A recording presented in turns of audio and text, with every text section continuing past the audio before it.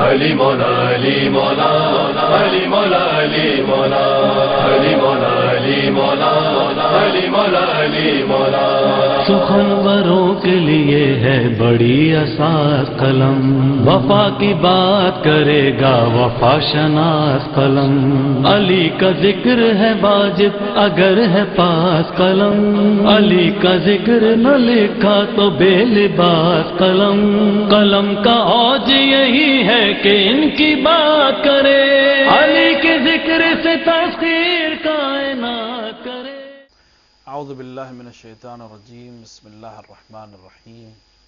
الحمد للہ رب العالمین، وصلی اللہ علی سیدنا محمد وآلہ الطیبین الطاہرین۔ عزیزان محترم، ناظرین کرام، یہ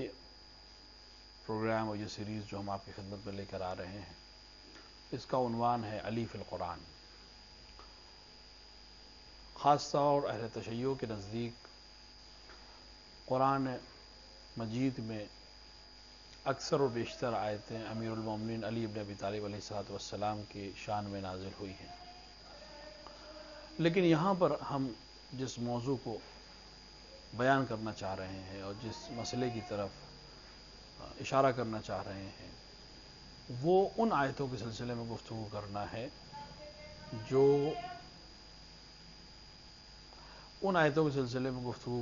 ہے کہ جن کو اہل سنت حضرات نے اور اہل سنت علماء اور محدثین نے اس طرح سے اپنی کتابوں میں اور معتبر کتابوں میں اور تفاسیر میں نقل کیا ہے کہ جو امیر المومنین علی ابن ابی طالب علیہ السلام کی شان میں نازل ہوئیں، یا اس کا مصداق اتم آپ کی ذات ہے، یا ان دیگر ہستیوں میں جن کے شان میں وہ آیت نازل ہوئی امیر المومنین علیہ السلام بھی شامل ہیں۔ شیعہ علماء کرام کے پاس جو احادیث موجود ہیں اور جو روایتیں آئی ہیں، اس میں مشہور حدیث ہے کہ رسول اکرم نے فرمایا کہ ربع قرآن جو ہے ہم اہل بیت کے سلسلے میں نازل ہوا، اور اس میں بھی بیشتر حصہ علی ابن ابی طالب کی شان میں نازل ہوا۔ لیکن ہم یہاں پر اس سیریز میں جو آپ کے سامنے پیش کریں گے،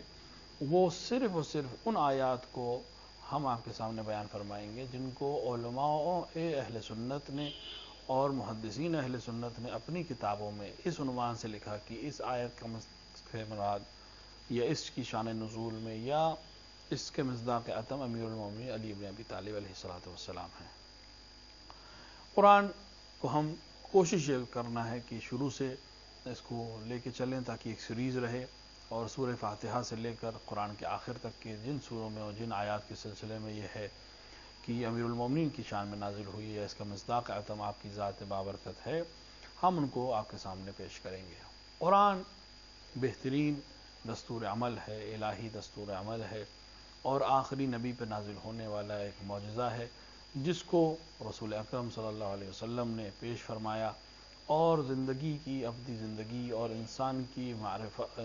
کو معرفت الہی کا سبق دینے والی اور دنیا میں زندگی گزارنے کے دستور بتانے والی ایک بہترین وہ کتاب جس کو اللہ نے اپنا قانون بنا کر لوگوں کے سامنے رسول کے ذریعے پیش کیا۔ امیر المومنین علیہ السلام مفسر قرآن ہیں، جس کے اوپر تمام علماء اسلام چاہے وہ خاصہ ہوں چاہے عامہ نے اس بات کے اوپر اتفاق ہے کہ امیر المومنین ان ہستیوں میں سے ہیں جو اس قرآن کی تفسیر کر سکتے ہیں اور اس قرآن کو ہمارے درمیان اس طرح سے جس طرح بیان ہونے کا حق ہے بیان کر سکتے ہیں۔ ہم ابتدا میں اس کو عرض کرتے چلے کہ یہ آیات اور یہ روایات جو ہم آپ کے سامنے پیش کر رہے ہیں، ان کو لکھنے والے شخصیات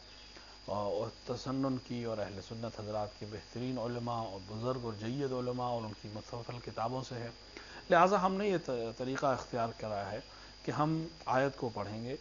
اس کا اگر ممکن ہوا تو ظاہری ترجمہ آپ کے سامنے پیش کریں گے، اگر اس کے اندر کوئی ایسا نقطہ ہے جس کو بیان کرنے کی ضرورت ہے یا ایسی چیز ہے جس کو بیان ہونا چاہیے وہ بیان کریں گے، اور پھر ہم ان روایات کو ان چیزوں کو سنی کتابوں سے پیش کریں گے جس کے ذیل میں یہ بات آتی ہے کہ امیر المومنین علی ابن طالب کی شان میں یہ آیت نازل ہوئی ہے۔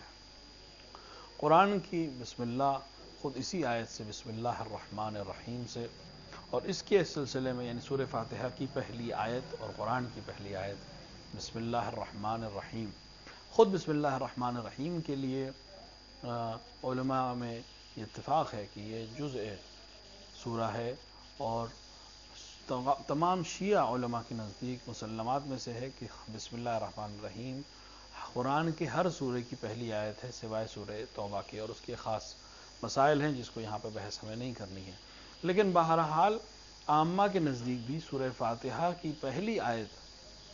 بسم اللہ الرحمن الرحیم ہے. باقی اگر کسی سورے میں کی آیت ہونے میں اگر اختلاف ہے تو یہاں پر کوئی اختلاف نہیں ہے کہ بسم اللہ الرحمن الرحیم سورہ فاتحہ کی پہلی آیت ہے. اس کے ذیل میں حافظ سلیمان قندوزی حنفی جو ہیں، جو سن 1294 ہجری کے متوفی ہیں، اپنی کتاب ینابیع المعدہ میں لکھتے ہیں کہ انہوں نے روایت کری ہے ابن طلحہ حلبی شافعی سے، ان کی کتاب الدر المنظم ہے کہ جس میں یہ کہا گیا ہے کہ تمام کتاب الہی کے جتنی بھی کتب الہی نازل ہوئیں مختلف انبیاء کے اوپر، ان سب کے اسرار قرآن میں ہیں، اور جو کچھ قرآن میں ہے وہ سورہ فاتحہ میں ہے، اور جو کچھ سورہ فاتحہ میں ہے وہ بسم اللہ میں ہے، اور جو کچھ بسم اللہ میں ہے وہ بائے بسم اللہ میں ہے، اور جو کچھ بائے بسم اللہ میں ہے وہ با کے نقطے میں ہے. اور اسی نقطے کے لیے حضرت علی بن ابی طالب نے فرمایا انا نقطۃ تحت الباء. یہ ینابیع المعدہ کے صفحہ 69 یعنی 69 59 اور 70 69 اور 70 صفحے کے اوپر یہ روایت حافظ سلیمان القندوزی نے نقل کی ہے. اور اس کی وجہ ظاہراً یہ رہی ہوگی کہ جو کچھ اسرار ہیں جو بے کے نیچے جو کچھ قرآن میں ہے وہ قرآن اس سورہ فاتحہ میں ہے، کیونکہ سورہ فاتحہ مفسر ہے تمام ان چیزوں کو اپنے اندر سمیٹے ہوئے ہے جس کو بیان کیا گیا ہے پورے اس قرآن میں. یعنی اللہ کی حمد بھی اس کے اندر ہے، دعائیہ فقرے بھی اس کے اندر ہیں، آخرت کی تسبیح بھی اس کے اندر ہے، اور انسان کو جس مسیر پہ چلنا ہے اس کی ہدایت بھی اسی کے اندر موجود ہے. لہٰذا سب کچھ اس قرآن میں ہے. اور امیر المومنین کا اشارہ ظاہراً یہ رہا ہوگا کہ بے کے نیچے کا نقطہ میں ہوں، یعنی چونکہ بے اگر ایسے ہی لکھ دیا جائے اور اس کے نیچے نقطہ نہ لگایا جائے تو یہ لفظ یہ حرف مہمل ہو جائے گا.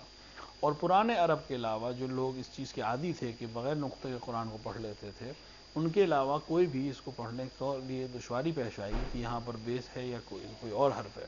نقطہ اوپر ہے نقطہ نیچے ہے، کہاں پر ہے. لہٰذا امیر المومنین یہ بیان فرمانا چاہ رہے ہیں کہ جس طرح کسی حرف کے لیے بے کے حرف کے لیے اس نقطے کا ہونا ضروری ہے تاکہ یہ بات سمجھ میں آ سکے کہ یہاں پر بے ہے اور کوئی اور لفظ نہیں ہے، اسی طرح قرآن کے لیے میرا وجود اور اس کائنات کے لیے میرا وجود ضروری ہے تاکہ میں رموز الہی کو بیان کر سکوں، اور میرے ہی نظریے لوگ اس معرفت تک پہنچ سکیں گے جس کو اللہ چاہتا ہے کہ بندے اس معرفت تک پہنچیں اور اس منزل کو حاصل کر سکیں جو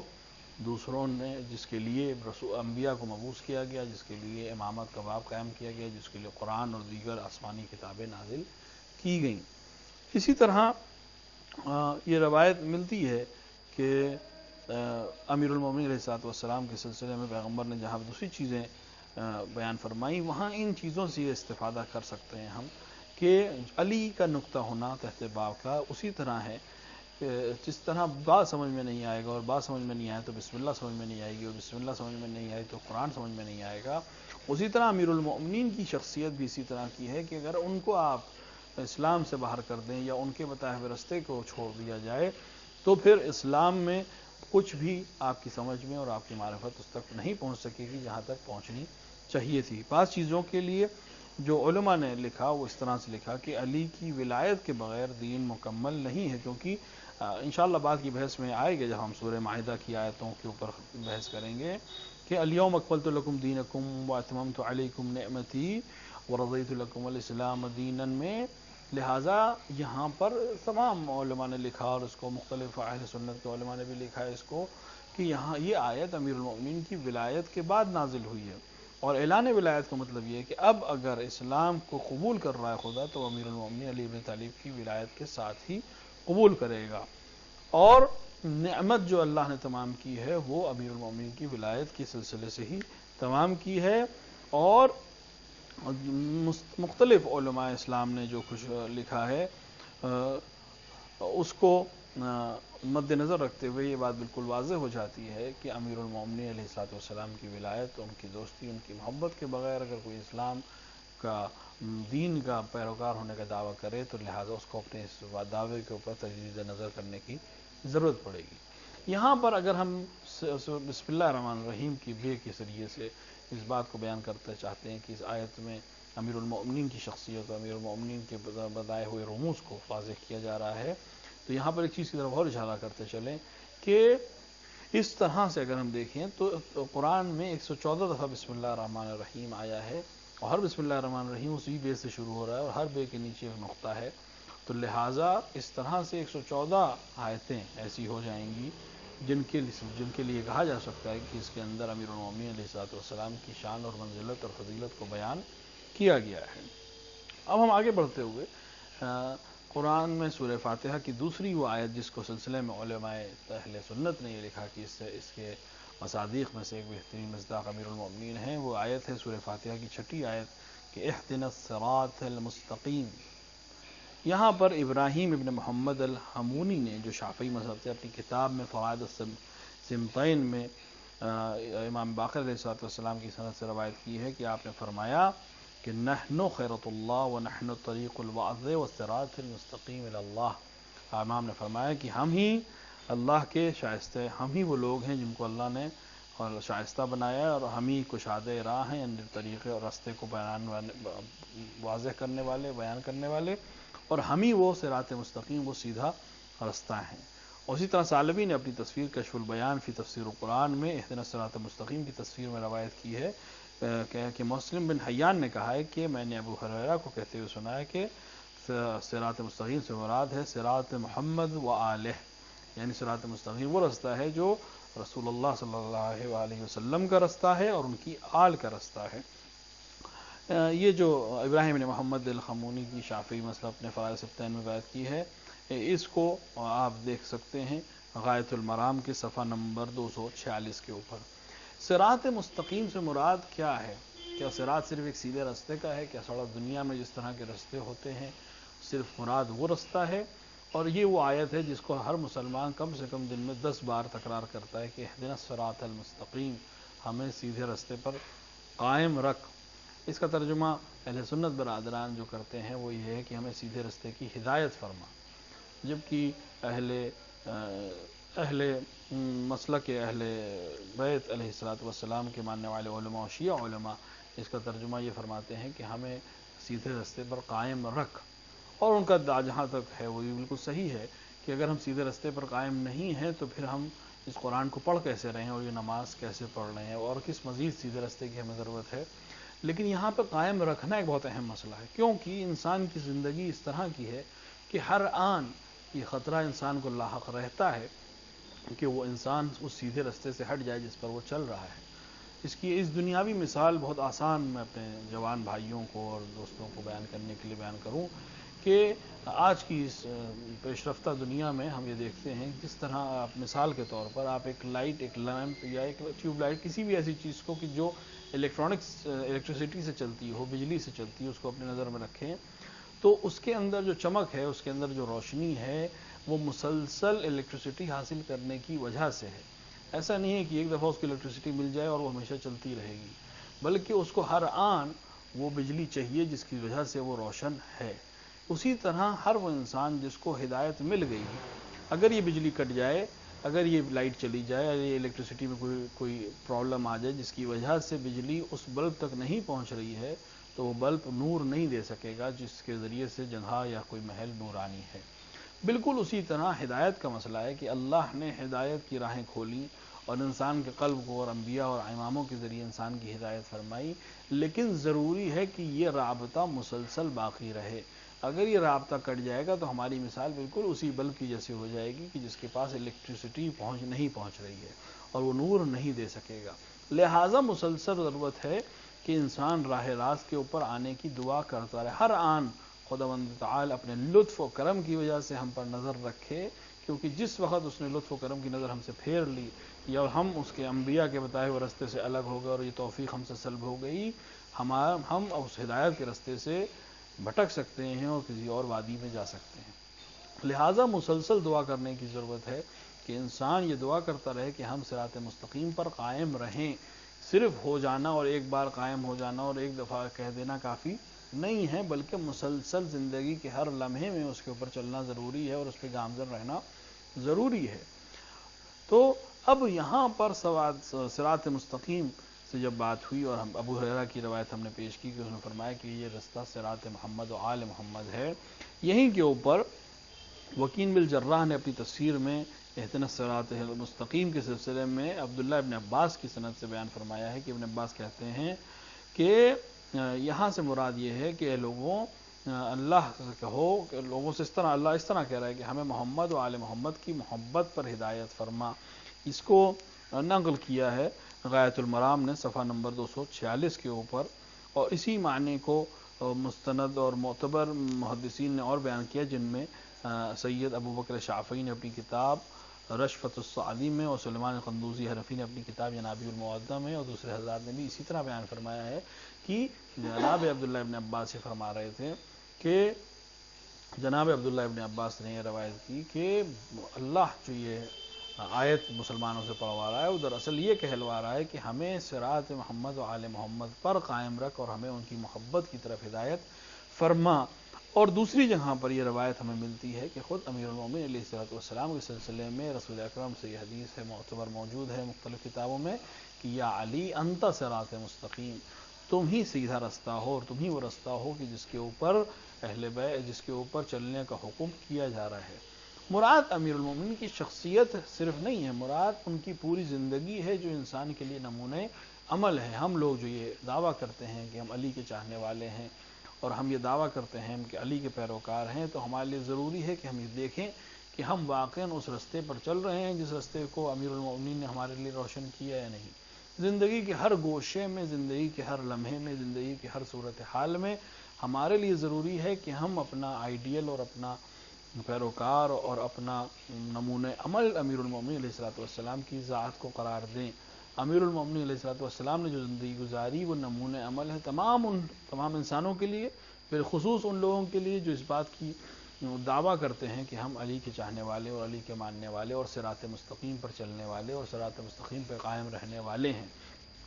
جس طرح امیر المومنین نے اپنے گھر والوں کے ساتھ برتاؤ کیا، جس طرح امیر المومنین نے اپنے وعدوں کو پورا کیا،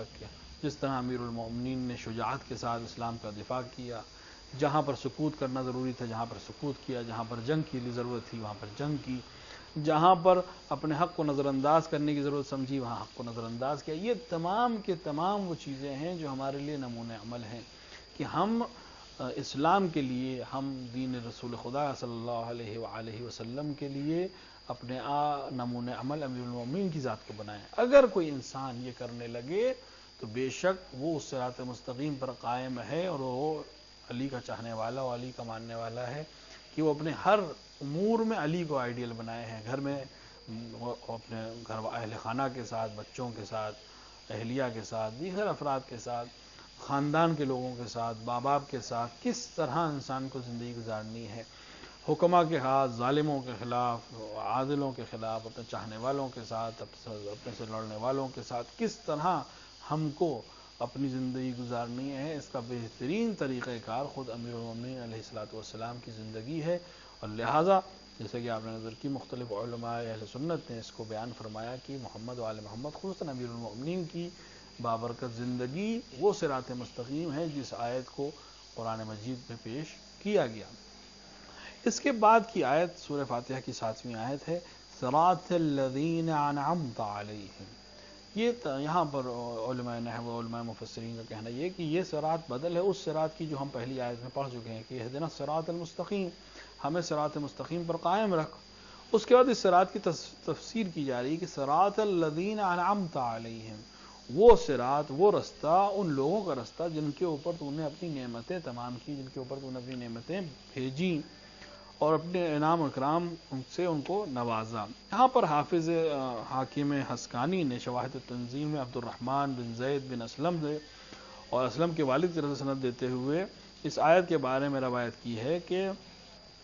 اس آیت سے مراد نبی صلی اللہ علیہ وسلم اور آپ کے ساتھ علی بن ابی طالب علیہ السلام اور آپ کے شیعہ مراد ہیں. یعنی یہ وہ لوگ ہیں کہ جن کے اوپر اللہ کی نعمتیں نازل ہوئیں۔ شواہد التنزیل جلد اول صفحہ نمبر 66 کے اوپر اس روایت کو دیکھا جا سکتا ہے۔ ان لوگوں کا رستہ کہ جن کے اوپر تو نے اپنی نعمتیں نازل کی، اس سے مراد وہ لوگ ہیں کہ جو اولاً سب سے پہلے اتم مصداق اتم رسول اکرم صلی اللہ علیہ وسلم ہے، اور اس کے بعد امیر المومنین علیہ الصلوۃ والسلام اور باقی ائمہ اور ان کے چاہنے اور ماننے والے لوگ افراد موجود ہیں کہ جن کے اوپر اللہ نے اپنی نعمتیں اور اکرام کو نازل فرمایا۔ سورہ فاتحہ کی تمام وہ 3 وہ آیتیں جن کو یہاں پر ہم نے بیان فرمایا، جن کے مصداق اتم کی صورت میں یا جہاں پر امیر المومنین کی فضیلت کو بیان کرنے کے سلسلے میں علماء اہل سنت نے یہ لکھا کہ اس سے مراد امیر المومنین علیہ الصلوۃ والسلام کی ذات بابرکت ہے۔ سورہ فاتحہ کے بعد جو قرآن کا دوسرا سورہ ہے سورہ بقرہ، اس کے اندر یہاں پر ہمارے پاس جو ہم نے آپ کے لیے فہرست مرتب کی ہے اور مختلف علماء کے بیانات سے استفادہ کیا ہے کہ سورہ بقرہ میں تقریباً 38 آیتیں ایسی ہیں کہ جن کے بارے میں علماء اہل سنت نے یہ تحریر فرمایا کہ اس سے مراد امیر المومنین علیہ الصلوۃ والسلام کی ذات بابرکت ہے۔ اور سورہ بقرہ کی دوسری آیت میں ایک جملہ آتا ہے ھدی للمتقین، یہ قرآن ہدایت ہے کس کے لیے؟ وہ لوگ جو متقین ہیں۔ یہاں پہ حافظ حاکم حسقانی نے اپنی کتاب شواہد التنزیل میں ابن عباس کی سند سے روایت فرمائی ہے کہ ابن عباس نے کہا کہ اس میں کوئی شک نہیں کہ قرآن اللہ کی جانب سے نازل ہوا ہے اور ہدایت ہے، نور ہے، اور متقین کے لیے یعنی علی ابن ابی طالب کے لیے، کیونکہ علی ابن ابی طالب نے ایک لمحے کے لیے بھی اللہ کے ساتھ کسی کو شریک قرار نہیں دیا، اور علی نے شرک اور بت پرستی سے ہمیشہ پرہیز کیا اور صرف اللہ کی عبادت کی، چنانکہ علی اور آپ کے شیعہ بغیر کسی حساب کے داخل بہشت ہوں گے۔ شواہد التنزیل جلد نمبر 1 صفحہ نمبر 67۔ یہاں پر آپ جا کے اس کو دیکھ سکتے ہیں کہ تقوی کے یہاں پر ایک مسئلہ آتا ہے کہ متقین تقوی ایک بہت اہم مسئلہ ہے، اور ہمارے معاشرے میں تقوی کی جو بیان کیے گئے ہیں وہ عام فہم افراد نے اس کو بہت ہی لو کیٹیگری اور بہت ہی چھوٹی سطح کے اوپر بیان کیا کہ تقوی سے مراد ہر وہ چیز ہے کہ انسان دنیا سے دور ہو جائے۔ انسان دنیا سے دور ہو جائے تقوی کا بہت ہی چھوٹا معیار ہے، اور مراد اللہ نے دنیا اور دنیا کی چیزیں خلق انسان کے لیے کی ہیں۔ دور ہو جانا مقصد نہیں ہے تقوی یہ نہیں ہے کہ انسان دنیاوی چیزوں کو ترک کر دے، تقوی یہ نہیں ہے کہ انسان دنیا کی لذتوں سے استفادہ نہ کرے، تقوی یہ نہیں ہے کہ انسان ان آسائش کو کہ جو اس کے لیے اللہ نے فراہم کی ان سے دور ہو جائے۔ تقوی یہ ہے کہ انسان کا ہم و غم اور انسان کی فکر و ہم چیز یہی دنیاوی چیزیں نہ رہ جائیں۔ اگر اللہ نے انسان کو اچھا گھر دیا ہے، اچھا لباس دیا ہے اور راہ حلال کے ذریعے وہ ان چیزوں کو حاصل کر رہا ہے تو بے شک اس کا استفادہ کرنا عین تقوی ہے۔ لیکن اگر کوئی انسان ان چیزوں کو حاصل کرنے کے لیے حلال و حرام کی تمیز کو بھول جاتا ہے، اللہ کے بتائے ہوئے قوانین کو توڑ رہا ہے، تو یہ تقوی کے خلاف چیز ہے۔ تقوی یعنی تمام چیزوں سے استفادہ کرنا، لیکن راہ خدا میں اس طرح سے اپنے آپ کو زندگی گزارنا کہ ان چیزوں کو استفادہ بالکل کرے اور ضرور کرے، لیکن ان طریقوں سے حاصل کرے جو اللہ نے آپ کے لیے اور انسانوں کے لیے حلال قرار دیے ہیں۔ بے شک آپ اچھے کھانے کھائیے، بے شک آپ اچھے کپڑے پہنیے، بے شک آپ اچھے گھروں میں رہیے، لیکن صرف اور صرف یہ دیکھنا ہے کہ یہ کپڑا جو ہم پہن رہے ہیں کسی غصبی چیز سے نہ حاصل کیا گیا ہو، یہ کھانا جو ہم کھا رہے ہیں اس کے اندر کوئی حرام غذا شامل نہ ہو، یہ گھر جس میں ہم رہ رہے ہیں کسی سے غصب کر کے اور زبردستی نہ لے لیا گیا ہو۔ تمام وہ چیزیں جس کو ہم استعمال کر رہے ہیں اگر وہ ان چیزوں سے پاک اور مبرہ ہیں کہ جن کو اللہ نے اور اس کے رسول نے منع فرمایا ہے، تو بے شک آپ چاہے کتنی لذتوں میں رہیں آپ تقوی اور متقین کے ساتھ ہیں۔ یہ تقوی کے مختلف درجات ہیں، لیکن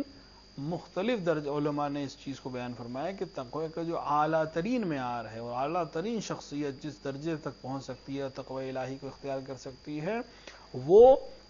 تقوی کے تمام پہلوؤں کو سمجھنے اور پورے چیزوں کو احاطہ کیے ہوئے وہ صرف متقین کے مصداق کامل علی ابن ابی طالب علیہ الصلوۃ والسلام کی ذات بابرکت ہے کہ جس کے لیے قرآن یہ فرما رہا ہے کہ ھدی للمتقین، یہ قرآن متقین کے لیے ہدایت ہے، یعنی علی ابن ابی طالب علیہ الصلوۃ والسلام اور ان کے چاہنے والوں کے لیے ہدایت ہے۔ سورہ بقرہ کی 4 آیت اولئک علی ھدی من ربہم واولئک ھم المفلحون، یہاں کے اوپر یہی وہ لوگ ہیں، ترجمہ اس کا ظاہر یہ بنے گا کہ یہی لوگ وہ ہیں اپنے پروردگار کی راہ ہدایت پر قائم ہیں اور یہی ہیں جو حقیقتاً میں کامیاب ہیں۔ یہاں پر حکیم حسکانی نے شواہد التنزیل میں علی بن طالب کی سند سے خود امیر المومنین سے روایت فرمائی کہ آپ نے فرمایا کہ مجھ سے سلمان محمدی نے بیان کیا کہ اے ابوالحسن، جب کبھی آپ اور ہم اور رسول اللہ صلی اللہ علیہ وآلہ وسلم کی خدمت میں ہوئے تو میں نے رسول اللہ خدا کو یہی فرماتے سنا، یا سلمان ھذا وحزبہ ھم المفلحون یوم القیامہ۔ شواہد التنزیل جلد 1 صفحہ 69 اور 70 کے اوپر بھی اس چیز کو دیکھا جا سکتا ہے کہ یہاں پر رسول اللہ نے فرمایا کہ اے سلمان، قیامت کے روز علی اور علی کا گروہ ہی کامیاب ہوگا۔ اور اس آیت کے سلسلے میں رسول اللہ کریم نے اس کی تفسیر جب لوگوں نے آپ سے پوچھی تو یہی فرمایا کہ اولئک علی ھدی من ربہم واولئک ھم المفلحون سے مراد علی اور آپ کے شیعہ ہیں، جس کو مختلف اہل سنت کے علماء نے اپنی کتابوں میں لکھا۔ یہاں پر ایک ادبی قاعدہ ہے جس کو ہم اپنے ان افراد کے لیے بیان فرما دیں جن کو تھوڑا سا عربی شوق اور عربی چیزوں سے لذت ہے، وہ یہ کہ مبتدا اور خبر کے درمیان ضمیر فصل کا لانا، خبر پر الف لام کا ذکر کرنا حصر کا فائدہ دیتا ہے۔ یعنی حصر سے مراد یعنی جس کو ہم اپنی زبان میں کہہ دیں کہ ایک چیز کو اسی کے لیے مخصوص کر دینا۔ یہاں پر آپ دیکھیں جیسے آپ کہیں کہ زید هو القائم،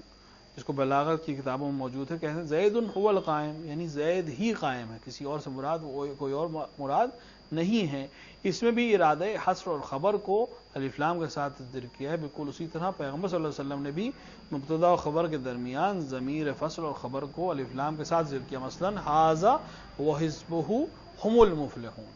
یہاں پر مراد یہ ہے یعنی صرف علی اور آپ کی حزب بھی کامیاب ہونے والی۔ ھذا یعنی امیر المومنین کی طرف اشارہ فرمایا، ھذا اور حزبہ اور ان کی حزب یعنی ان کے چاہنے والے، اور ھم المفلحون، ھم ضمیر فصل ہے، المفلحون خبر ہے الف لام کے ساتھ۔ یہ یہاں پہ حصر افادہ حصر ہے، یعنی اگر کوئی کامیاب ہونے والا ہے اور قیامت کے بالکل اسی طرح جس طرح آیت میں ہے اولئک ھم المفلحون، ھم ضمیر فصل ہے بیچ میں اور المفلحون کے ساتھ الف لام کے ساتھ خبر آ رہی ہے کہ صرف یہی لوگ کامیاب ہونے والے ہیں قیامت کے دن۔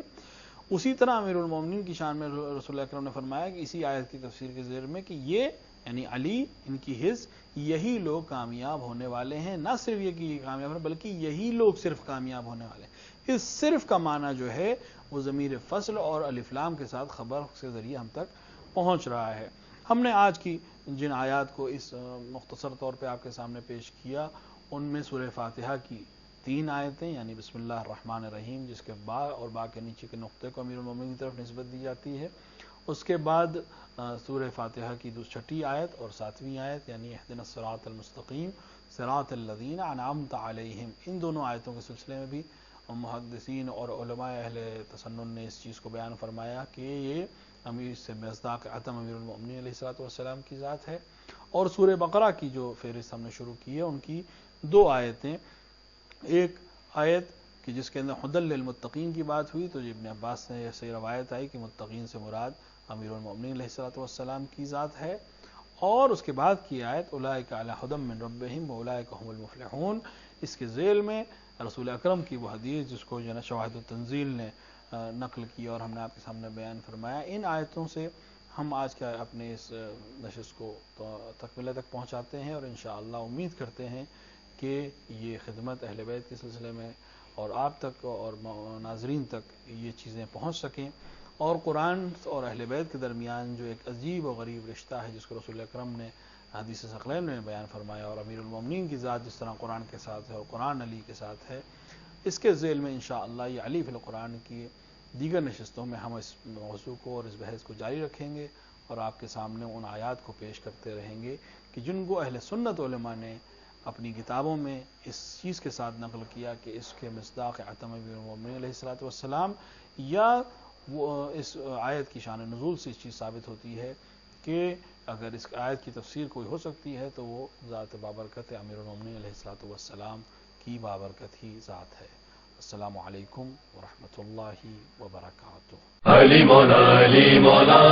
علی مولا علی مولا علی مولا علی مولا علی مولا علی مولا، سخنوروں کے لیے ہے بڑی اساس قلم، وفا کی بات کرے گا وفا شناس قلم، علی کا ذکر ہے واجب اگر ہے پاس قلم، علی کا ذکر نہ لکھا تو بے لباس ساتھ قلم، قلم کا اوج یہی ہے کہ ان کی بات کرے، علی کے ذکر سے تسخیر کائنات کرے،